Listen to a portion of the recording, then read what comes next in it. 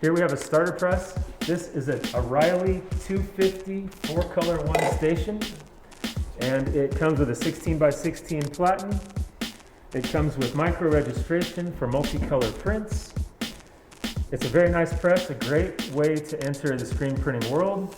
We have some other options as well. We have a one-color, one-station DIY press. You can see here. It's got a 14x14 pallet, and we usually send this with a smaller screen. This is an 18x20, but you'll have a 12x12 print area for this setup. We have a package where we include a pre-burned screen with your design, also the press, and a heat gun to dry your ink as well. So yeah, a great starter press. And then we have another starter press that's a little more industrial.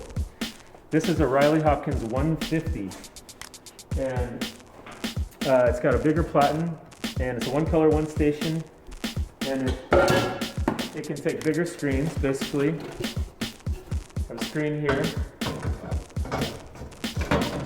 So on the Riley 150, you can print with a 20x24 screen, or even a 23x31, which is a larger screen, if you're really going for a large imprint area.